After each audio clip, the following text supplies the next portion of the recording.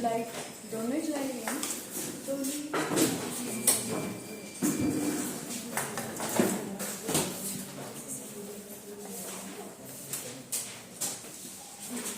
Last class में हमने topic किया था, याद है कौन सा था?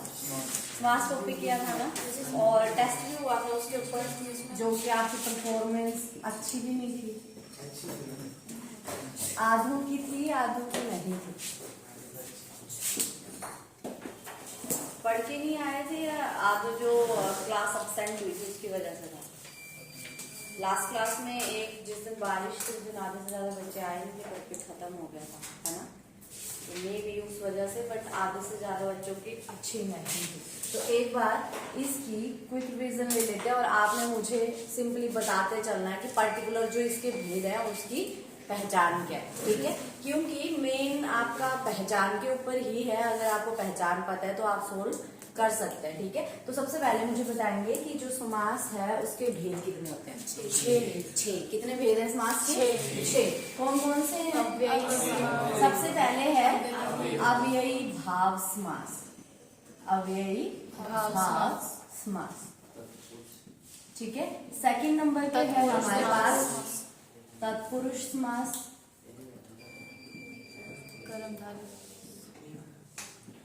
तीसरा भेद है हमारे पास कर्मधारय समास। द्विगु समास। फोर्थ है द्विगु समास। द्विगु।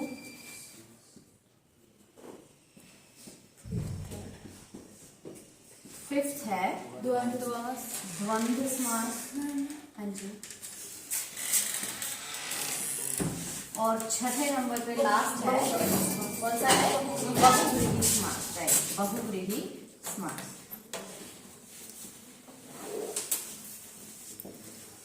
यही थे 6 भेद सिंपली, ठीक है? लिखने को लिख चुके हैं हम, जस्ट मैंने आपको इसकी पहचान और थोड़ा सा रिवाइज करवाना है ताकि जो भी अगर किसी को कंफ्यूजन है तो वो क्या हो जाए, क्लियर हो जाए, ठीक है? तो सबसे पहले अव्ययी भाव समास की पहचान क्या थी? जिसमें अव्यय पहली बात कि इसका जो पहला पद है, समास पद जो है दो पदों से मिलकर बनता है। आपका एक होता है पूर्व पद और एक होता है उत्तर पद, और जो समास शब्द हमें मिलता है उसको हम क्या बोलते हैं? पूरे को समस्त पद सिंपली, ठीक है? तो जो इसका पहला पद है, मतलब जो पहला शब्द है वो क्या रहेगा? प्रधान रहेगा, ठीक है? और दूसरी पहचान क्या है इसकी? कि वो जो पहला पद है वो या तो उपसर्ग रहेगा या फिर अव्यय रहेगा, ठीक है? कि जो पहला पद है वो या तो उपसर्ग होगा या फिर अव्यय होगा, हाँ जी, ठीक है? या तो उपसर्ग होगा या फिर क्या होगा? अव्यय होगा। तो ये थी पहचान किसकी?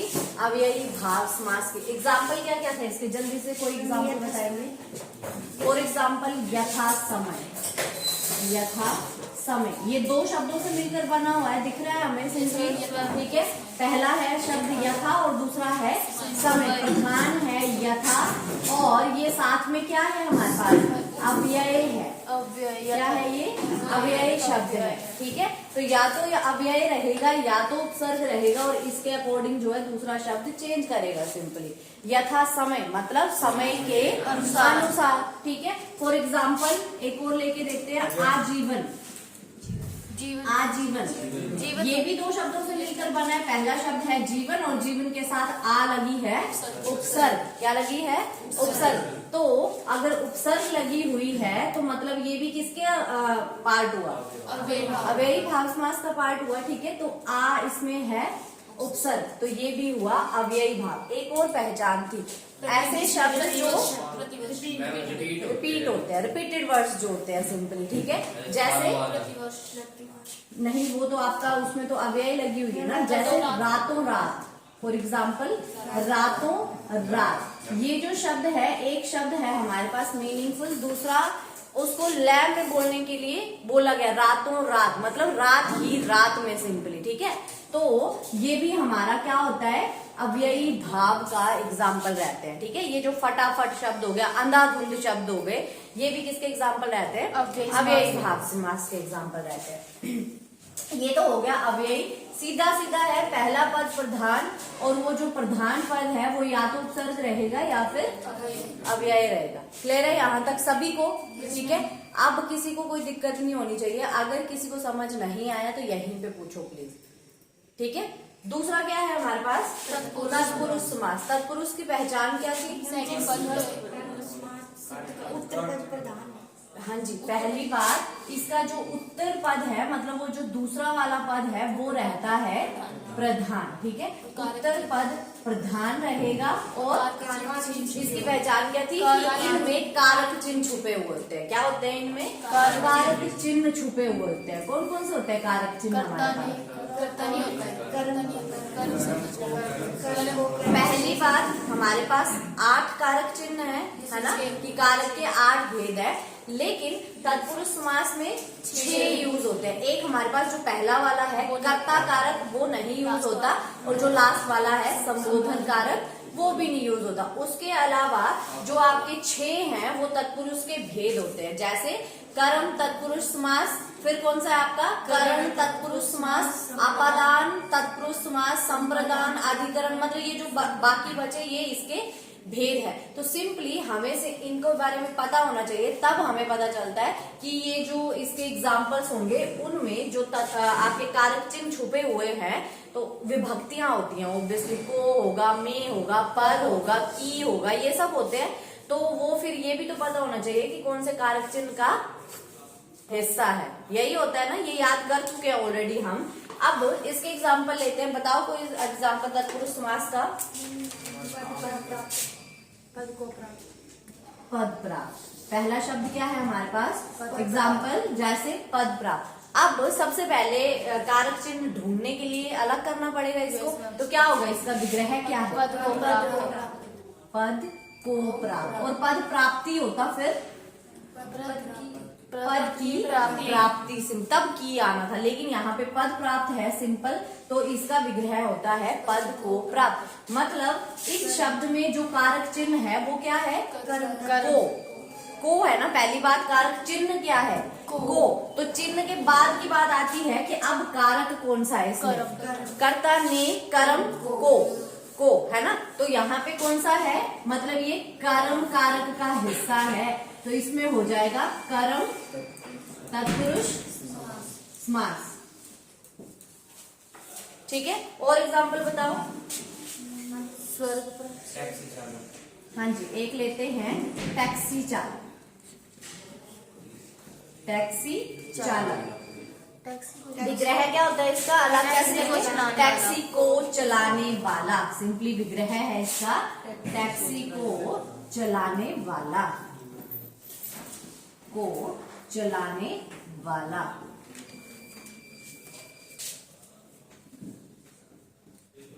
हाँ जी, जल्दी से,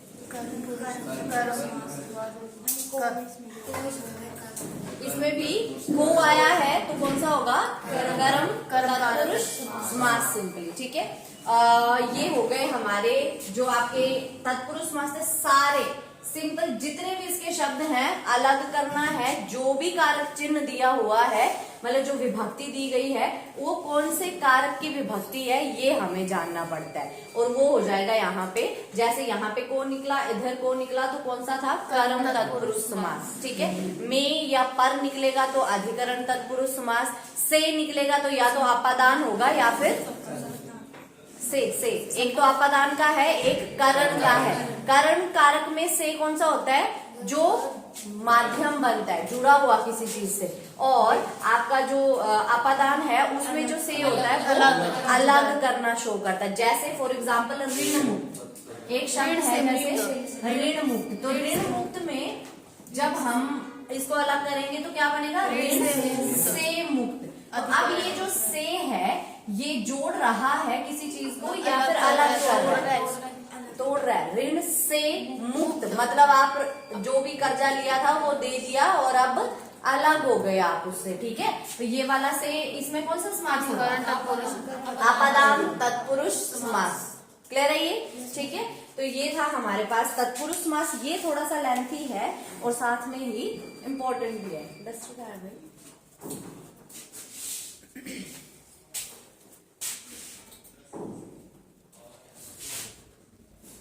ये क्या होता है इस वाले रूम में देखना। चलो एक आधा और कर लेते हैं से का।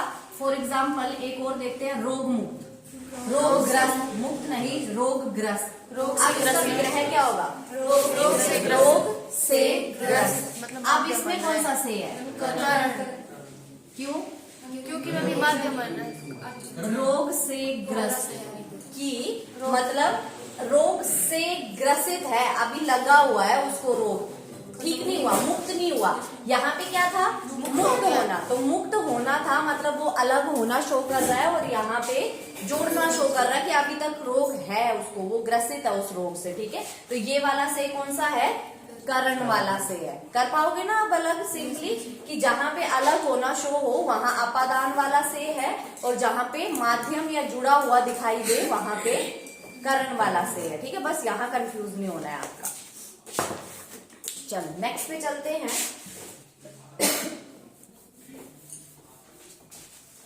अगला कौन सा है हमारे पास, कर्मधारय। इसकी क्या पहचान बताई, सबसे बड़ी बात इसमें विशेषण और विशेष्य छुपे हुए होते हैं, या फिर उपमान और उपमेय बोल लो आप इनको, ठीक है। विशेषण, विशेष्य या फिर उपमान उपमेय।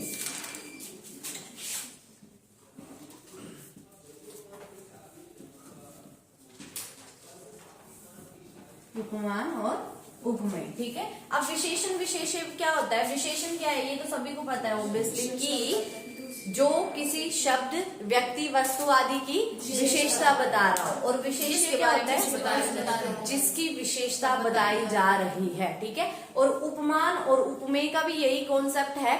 एक है कि जहां पे किसी का कंपैरिजन किया जा रहा है, और एक है जिसके साथ कंपैरिजन किया जा रहा है। क्लियर है। तो अब इनके एग्जाम्पल्स क्या क्या थे, विशेषण मतलब एक शब्द रहेगा विशेषण, दूसरा रहेगा विशेष्य, या फिर एक रहेगा उपमान और एक रहेगा उपमेय। एग्जाम्पल बताओ क्या क्या किए थे। चलो पहला मान लो नीलकंठ, ये रहेगा या नहीं रहेगा, सबसे पहले मुझे वो बताएंगे। एक था कि कर्मधारय समास और द्विगु समास, और साथ में ये जो लास्ट वाला है हमारे पास बहुव्रीहि समास, ये थोड़ा सा आपस में कनेक्ट करते हैं, है ना। तो इसमें करना क्या है कि जो आपका ये कर्मधारय और द्विगु है, इसमें आपने ये देखना है कि इसके जितने भी शब्द हैं वो कोई तीसरा मीनिंग नहीं देने चाहिए, ठीक है। मतलब दो शब्द मिलके उसका कोई विशेष अर्थ नहीं होना चाहिए, क्योंकि अगर विशेष अर्थ हुआ तो वो एग्जाम्पल होता है बहुव्रीहि समास का। यही किया था ना हमने, तो कर्मधारय और द्विगु में यही ध्यान रखने वाली बात है। अब कर्मधारय समास की जो भी हमने सिंपल सा देखा था कि एक शब्द होगा विशेष्य, दूसरा होगा विशेषण। तो यहाँ पे नील शब्द क्या है, नील मतलब नीला, तो ये किसी की विशेषता बताई गई है, तो ये क्या है विशेषण शब्द। और कंठ विशेष्य, क्यों, क्योंकि कंठ की विशेषता बताई जा रही है कि वो कैसा है, नीला है ना। तो कंठ हो गया हमारे पास कौन सा शब्द, विशेष्य। मिल गया हमें, एक विशेष्य है एक विशेषण है, लेकिन क्या ये तीसरा मीनिंग दे रहा है। हाँ, नीलकंठ किसको बोला जाता है, शिव जी भगवान के लिए, मतलब विशेष मीनिंग है नीलकंठ से। क्लियर है। तो अगर तीसरा मीनिंग निकल रहा है, इट मीन्स ये कर्मधारय समास का एग्जाम्पल नहीं है। किसका है? बहुव्रीहि का है। लेकिन अगर एग्जामिनर आपको इस वाले एग्जाम्पल के लिए बहुव्रीहि समास ऑप्शन में देता ही नहीं है, फिर तब कर्मधारय पे जाओगे। लेकिन अगर बहुव्रीहि हुआ तो तीसरा विशेष मीनिंग है, मतलब बहुव्रीहि का एग्जाम्पल है। लेकिन अगर बहुव्रीहि नहीं हुआ तो ऑब्वियसली जिद करके थोड़ी बैठोगे गलत ऑप्शन डाल दिए, तब ये किसकी कैरेक्टरिस्टिक को पूरा कर रहा है? कर्मधारय की, क्योंकि कर्मधारय की पहचान यही है, ठीक है। तब वो कर्मधारय में आ जाएगा, याद रहेगा ना। ये एक ये है, और द्विगु समास का भी ऐसे ही एक एग्जाम्पल है, ठीक है। बट इसका एक और करते हैं, कोई बताओ जल्दी से। नीलकमल,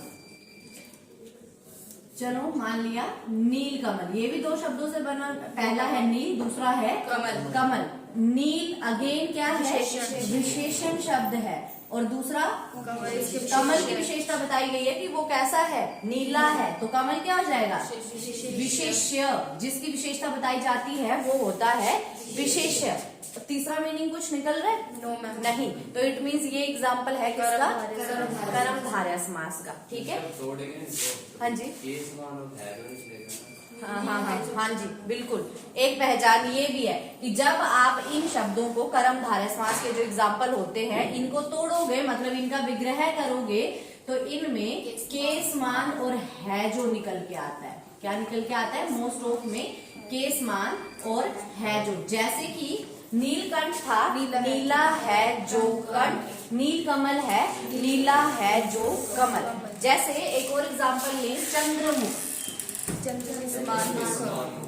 चंद्रमुख क्या होता है? विग्रह चंद्रमा के समान मुख, सिंपली।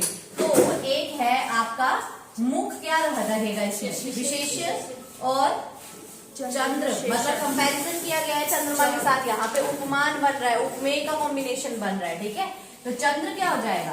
विशेषण, क्योंकि चंद्रमा के साथ यहाँ पे कंपैरिजन किया जा रहा है, ठीक है। तो चंद्र के समान मुख मतलब, ठीक है। तो यहाँ पे भी तीसरा मीनिंग कुछ नहीं निकल के आ रहा है, कोई विशेष मीनिंग नहीं है, तो ये एग्जाम्पल हो जाएगा कर्मधारय समास का। क्लियर हुआ ये चीज? ठीक है, सभी को क्लियर है ना? कोई दिक्कत तो नहीं है? कर दूं रफ इसे? नेक्स्ट कौन सा है हमारे पास? द्विगु। सबसे इजी, लेकिन कैसे इजी?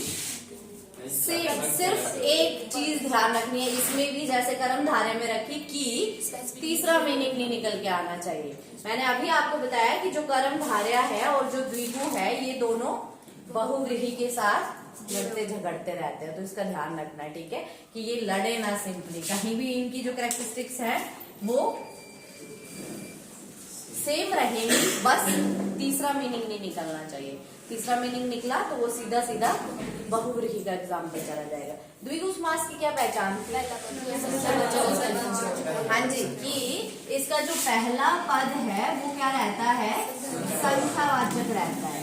हाँ जी, पहला पद संख्यावाचक रहेगा।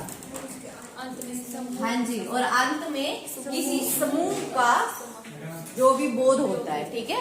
तो पहला पद संख्यावाचक मतलब कोई संख्या दी गई होगी, संस्कृत में होगी, चाहे उसको थोड़ा मतलब शॉर्ट शब्दों में दिया गया होगा, लेकिन पहला पद संख्यावाचक और दूसरा किसी समूह को, मतलब किसी ग्रुप के बारे में बता रहा होता है। क्लियर है? तो इसके एग्जाम्पल क्या क्या थे? फॉर एग्जाम्पल चौमासा दो शब्दों से मिलकर बना है, एक है मासा, दूसरा है चौ। तो पहला शब्द क्या है इसमें? चौ। तो ये किस चीज को बता रहा है? चार को, मतलब 4 मासों का समूह, मतलब 4 महीनों का समूह। उसको हिंदी में क्या बोलते हैं? चौमासा, 4 मासों का समूह। फॉर एग्जाम्पल चौराहा, ऐसे ही है सेम। चौराहा 4 राहों का समूह, 4 राहों का समूह। हाँ जी, चतुर्भुज हो गया, फिर नवरत्न, चतुर्भुज। हाँ जी, शब्द वही है, सेम, एक्सेप्शनल में जाता है, क्योंकि वो मीनिंग देता है 4 भुजाओं वाला, जो कि किसके लिए यूज किया जाता है? विष्णु भगवान के लिए। ऐसे ही एक अष्टाध्यायी है एग्जाम्पल, अष्ट अध्यायी।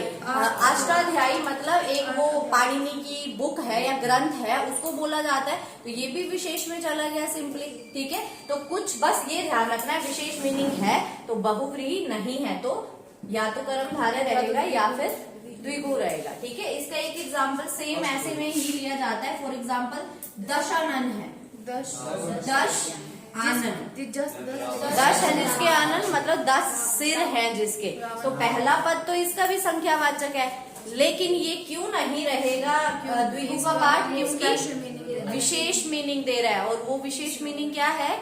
रावण। रावण किसके लिए यूज किया जाता है?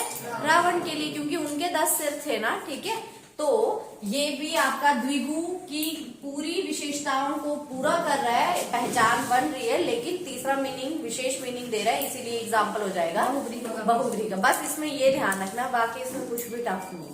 क्लियर है इन दोनों में, क्योंकि ये दोनों क्लैश करते हैं बहुब्रीहि के साथ, याद रहेगा। ठीक है, नेक्स्ट है हमारे पास द्वंद्व समास।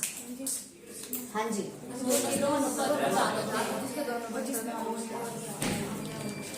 कि जो आपका ये द्वंद्व समास है, इसकी पहचान क्या होती है कि इसके दोनों पद प्रधान होते हैं। ठीक है, इसके क्या होते हैं?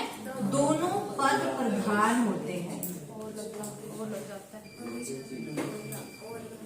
दोनों पद प्रधान। और दूसरी बात, इनके शब्दों में मोस्टली जो एग्जाम्पल होते हैं योजक चिन्ह लगा होता है। क्या लगा होता है? योजक चिन्ह। क्या होता है योजक चिन्ह? योजित चिन्ह ये। ठीक है, अब हाँ जी, कि पहली बात योजक चिन्ह लगा होता है, मतलब योजक चिन्ह ये जो है, इसके जो इस साइड शब्द रहेगा, ये भी कैसा रहेगा? वो भी स्वतंत्र है। बोलने का मतलब वो अपना एक मीनिंग रखता है, और जो इस साइड शब्द रहेगा ये भी अपना मीनिंग रखता है, मतलब दोनों के दोनों सेम अधिकार रखने वाले शब्द हैं। ठीक है, कि ऐसा नहीं है कि एक शब्द दूसरे के ऊपर डिपेंड कर रहा है, नहीं, दोनों ही प्रधान है यहाँ पे। क्लियर है? और जब हम इनका विग्रह करते हैं, मतलब इनको अलग करते हैं, तो बीच में या तो और आता है या फिर या आता है। ठीक है, और तथा या ये सब यूज किया जाता है।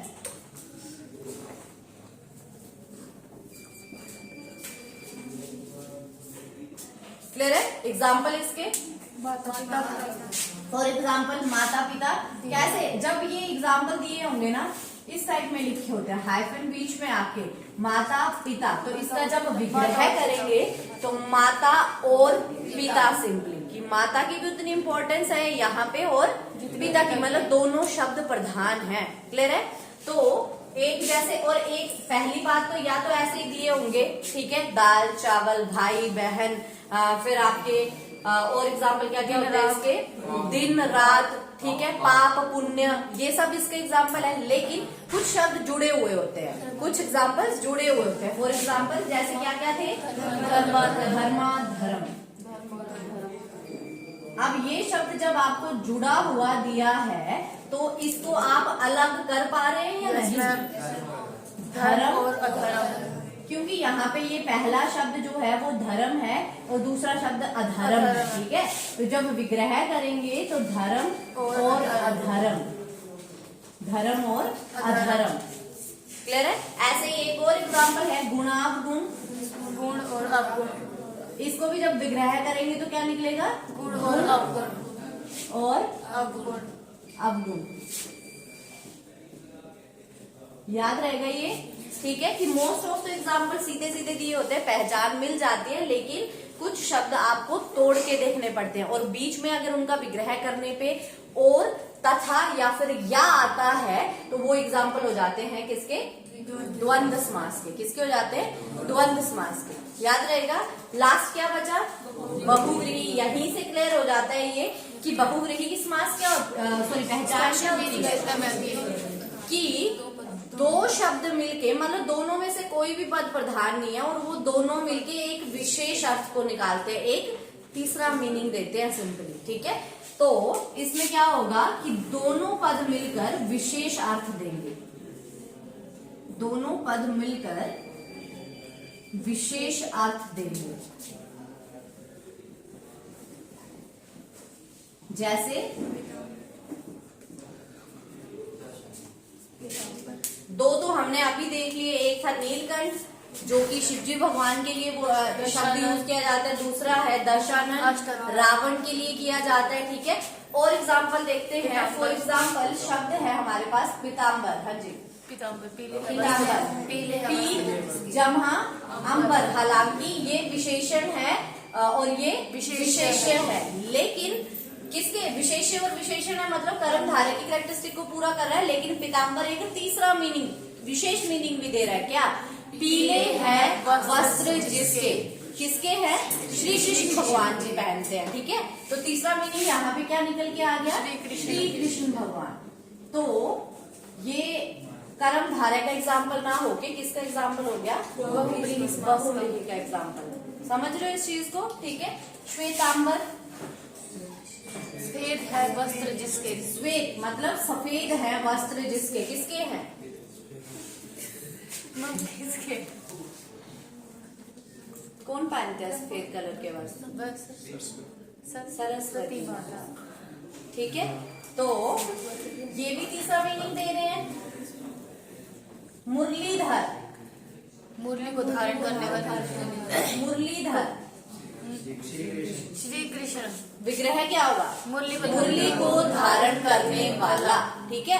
तो ये भी क्या आ जाएगा विशेष मीनिंग? श्री कृष्ण भगवान जी। फिर ऐसे ही गजानन, ठीक है। फिर लंबोदर, लंबा है ना, लंबोदर और हंस वाहिनी, ये सारे के सारे एग्जाम्पल है किसके? बहुव्रीहि समास के। मोस्ट ऑफ भगवानों के नाम ही आते हैं इसमें। क्लियर है। एक अष्टाध्यायी है, उसका थोड़ा सा ध्यान रखना है कि 8 अध्यायों वाला अष्टाध्यायी,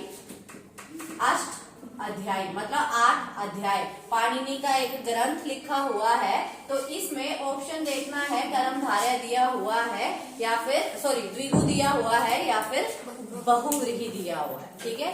ऑप्शंस पे डिपेंड करता है। अगर दोनों दिए हुए हैं तब बहुव्रीहि आएगा, क्योंकि ये एक विशेष अर्थ दे रहा है कि एक ग्रंथ है ये, ठीक है। याद रहेगा ये चीज।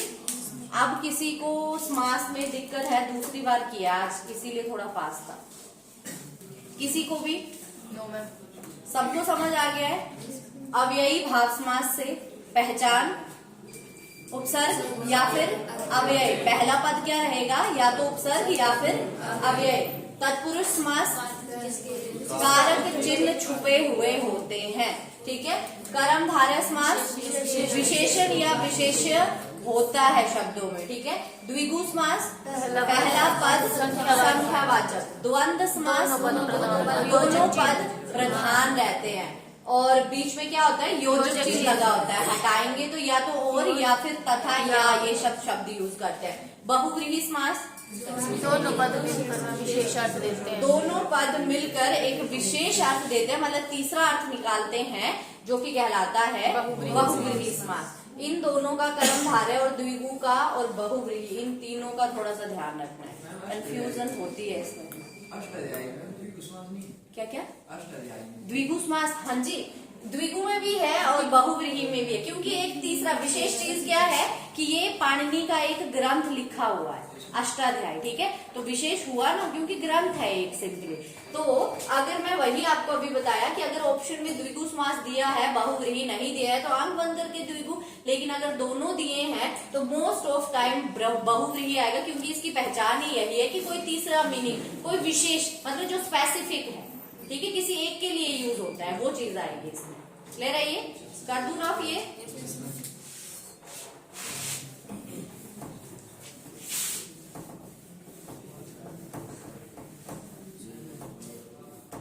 आई होप कि अब किसी को कोई कंफ्यूजन ना हो समास टॉपिक में, ठीक है।